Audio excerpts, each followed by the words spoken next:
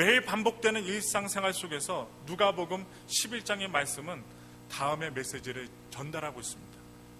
언제부터인가 우리는 크리스천으로 불려지고 있으며 예수 그리스도를 따르는 삶을 살고 싶어 하게 되었습니다. 교회를 나오게 되면서부터.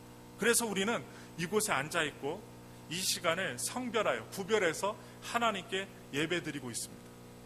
사람마다 동기가 다르고 개인적인 이유가 천차만별이긴 하겠으나 우리 모두가 하나로 묶어주는 공통점이 있다면, 우리가 이 자리에 앉아서 하나가 됩니다, 한 마음을 갖습니다, 그 공통점이 있다면 그것은 예수님과의 결정적인 만남의 순간이 있었고 그 사건을 통해서 자기 자신을 무로 아무것도 없다는 것으로 깨어지기 쉬운 질그스로 인정했던 삶의 경험을 가지고 있다는 사실입니다. 만일에 우리가 살아있다고 한다면 예수를 영접할 수 없습니다.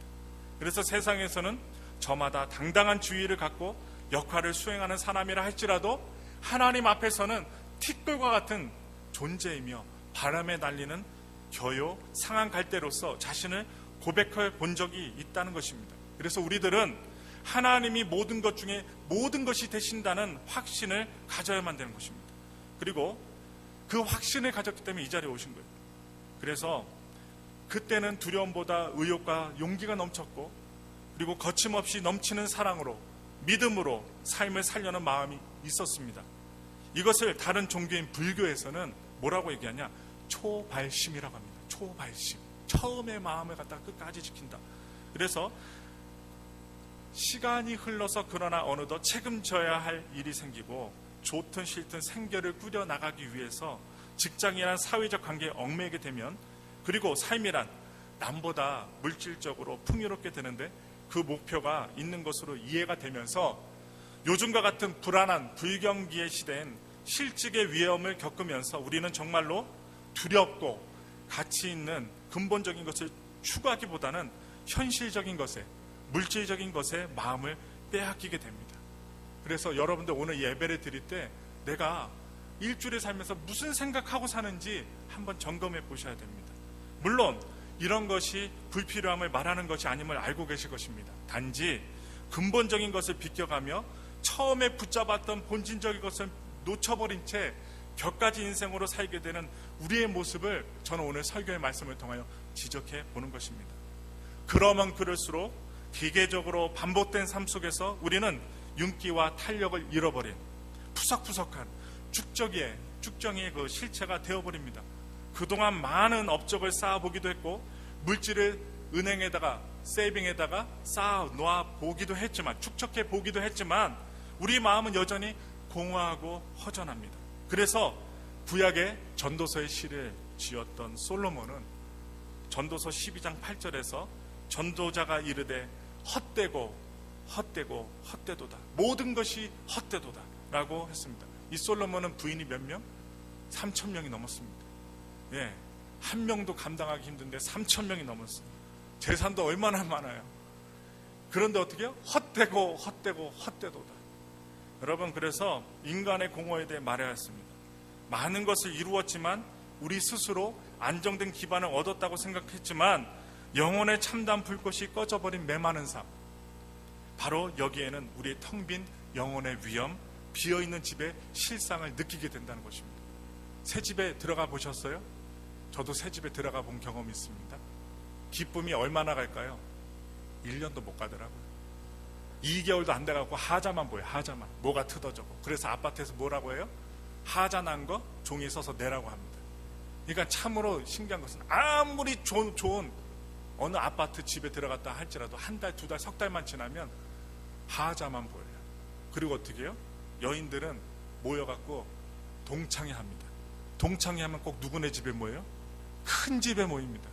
그러면 그 큰 집에 가면 무엇이 생깁니까? 시기와 질투가 생깁니다. 뭐 어떻게 돼요? 갔다 오면 누구를 바가지 긁어요? 남편을 바가지 긁겠죠. 예, 내가 누구를 만났기 때문에 이런 집에서 사냐 하면서 어떻게 해요? 바가지를 긁어야 된다는 것입니다. 비록 격가지로 제가 설교 본문에서 나갔지만 만족이 없다고요. 그래서 어떤 소설가가 있었습니다. 소설가는 글을 쓰므로 자신의 삶을 이루어가는 존재입니다. 어느 순간부터인가 이 사람은 깊은 좌절을 느끼게 되었습니다. 글을 쓰므로 자신의 삶을 성취하려고 애썼지만 결코 자신의 삶이 될 수 없다는 한계에 부딪히게 된 것입니다. 이쯤 되면 글 쓰는 사람에게는 살아도 사는 것이 아니라 어려운 상태가 되어버리게 되는 것입니다. 그는 이렇게 얘기했습니다. 나는 할 수 없다. 더 이상 한 줄의 글도 쓸 수 없다. 거짓된 글을 쓸 수 없다. 그래서 나는 글을 쓰면 안 된다. 이런 절규를 하고 있었습니다. 그런데 절망 중에 있었던 이 소설가에게 한 친한 친구가 와서 한 산악인의 말을 들려주곤 돌아갔습니다. 그 이야기를 말씀드릴게요. 알프스 최고봉을 올랐으며 6대륙의 높은 산들을 등정해 본 경험이 있는 메스너라는 산악인이 있었습니다. 그는 곧잘 너는 산 때문에 병들었다라고 말하면서도 언제든 많은 산을 오르곤 하였죠. 산에 오른 준비를 할 때마다 장비를 챙기면서 이 사람은 매번 울음을 터뜨리곤 했답니다. 정말 산에 오르는 것이 무서워서 운다고 했습니다. 너무 무섭고 두려우면 너무 많이 울게 되면 쌌던 장비와 짐을 다시 풀면서 나는 할 수 없다고 수십 번 되뇌기도 했습니다. 하지만 얼마 지나면 또 울면서 다시 짐을 챙기곤 하였습니다. 그에게는 산이란 두렵고 무섭지만 가야 할 곳이었습니다. 하나의 산을 오를 때마다 이런 절망을 수없이 겪어야만 했습니다. 누군가가 그토록 무섭고 절망스러운 기분이 들면 그만두면 될 것이 아닌가라고 말하기도 하였지요. 그러나 그렇지 않았습니다. 무서움에 눈물을 흘림에도 불구하고 그는 떠났습니다. 다시 돌아오지 못할 것이라는 무서운 절망감을 울먹거리기도 하였지만 막상 추락의 위기, 죽음의 사각지대로 홀로 서게 되면 오히려 삶의 전망이 새롭게 보인다는 경험을 지니고 있었기 때문이었죠. 글을 쓸 수 없다고 절망하는 작가에게 친구는 이런 말을 덧붙이고 떠납니다. 누구에게나 무서운, 또한 울면서도 무서운 그 길, 가야만 할 산이 있는 것이 아니겠는가? 메스너라는 산악인의 산 같은 것이 누구에게나 하나씩은 있는 것이 아니겠는가? 바로 여러분과 저에게 하는 말입니다. 우리에게도 보이는 산이 있지만 그 산을 올라가기 위해서 두려워하고 또한 울면서 그 길을 가는 우리의 인생의 길을 이 친구는 이 산악인에게 이야기하였던 것입니다. 가야 할 길을 분명히 갖고 가는 사람, 본질 근본으로부터 이탈하지 않고 두려워 떨면서도 가야 할 길을 가야 하는 사람, 두렵지만 그 두려움을 넘어서면 절망이 아니라 삶에 대한 새로운 시각이 자유로운, 여러분, 마음이 열린다는 것을 아는 사람, 바로 그것이 있음으로 해서 통곡을 하면서도 가야 할 길을 가는 사람은 분명히 그 자신의 영혼의 소유자입니다. 결코 7 귀신이 들어올 수 있는 어떤 비어있는 집의 영혼은 아닐 것입니다. 오늘 성서가 말하는 귀신 들린 자는 무엇을 의미합니까? 오늘 짧게 우리가 생각해보며 말씀을 듣기 원합니다. 자신이 가야 할 곳에 가지 못하고 이리저리 방황하는 사람을 말하고 있는 것입니다. 자기가 있어야 할 그곳, 자신이 발을 디디고 살아야 할 그 자리를 자신이 걸어가야 할 목표를 찾지 못하고 떠도는 우리네 인생을 말하고 있는 것입니다. 본래 죄를 뜻하는 히브리 원어가 있어요. 그 원어가 무엇이냐? 하르마티아입니다. 하르마티아. 그 뜻이 뭐냐? 목표로부터 벗어나 있다는 것을 뜻합니다. 화살로 관역을 쏘면 정확하게 그 중심을 향해서 쏴야 되는데 벗어나게 쏘는 것입니다. 벗어난 삶이 바로 죄라는 것입니다. 그러므로 우리 모두가 죄인이라고 하는 것은 실상 귀신 들린 자의 상태와 다름이 없다고 보여집니다. 현대인이라 자부하는 우리들이 바로 근본으로부터 벗어나 있는 귀신 들린 자요 죄인이라는 것이죠. 마땅히 가야 할 길, 예수님 만남을 통해서 삶이 무엇인지 알았던 우리들이 어느덧 욕심, 욕망 때문에 가야 할 길, 붙잡아야 할 근본을 놓치고 이리저리 방황하고 헤매일 때, 그래서 예수를 알기 이전보다 삶이 더욱더 혼란스럽게 느껴질 때 우리는 7 귀신의 실체를 내 안에서 재발견하게 됩니다. 교회를 다닌다고, 목사가 설교한다고 하지만 방향을 잃어버릴 때 7 귀신의 역사가 일어나는 것이죠. 예수의 가르침과 현실 사이에서, 그리고 하나님의 한계 아래서 사는 삶과 하나님의 영역 그 밖으로 나아가려는 유혹의 와중에서 우리는 더 큰 좌절과 갈등을 안고 살아갑니다. 바로 그것이 7 귀신이 우리를 더욱 어지럽고 혼동스럽게 만드는 상황입니다. 성서가 귀신 들린 자의 처소를 공동묘지로 오늘 본문에서 소개하고 있어요. 설명하고 있는 것은 삶에 터진 마음, 우리 마음 있죠. 마인드, 곧 참다운 안식처로부터 벗어난 인간 존재의 의미와 행복이 없음을 지적하고 있다고 보여집니다. 그래서 오늘 본문의 의미를 깊게 생각을 하면서 오래전 개봉된 영화인, 여러분들 보셨을지 몰라요, 시티 오브 조이가 있어요. 시티 오브 조이의 내용이 생각났습니다. 이 영화는요, 정형화된 그 의사의 길을 포기했던 한 미국인이 가난하지만 기쁨을 느끼며 사는 인도 그 민중들을 만나게 되면서 진정한 의사가 되는 과정을 그리고 있습니다. 인도 여행 중에 가난한 그러나 인간다운 인도의 민중들과 맞닥뜨리게 되면서 관료주의 또한 물질주의에 찌든 미국 사회에 절망하던 이 의사가 삶에 대한 새로운 경험을 하게 됩니다. 가난해도 행복할 수 있구나. 그러나 이미 의사의 길을 포기했던 그로서는 그들 앞에 더욱이 병으로 고통받는 그들에게 의사로서 다시 서는 것이 쉬운 일이 아니었습니다.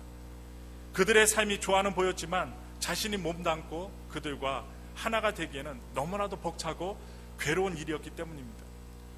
그들을 사랑하지만 그들로부터 벗어나려고 몸부림치는 젊은 의사에게 한 여성 사업가가 이런 말을 하게 됩니다. 한번 마지막으로 들어보세요.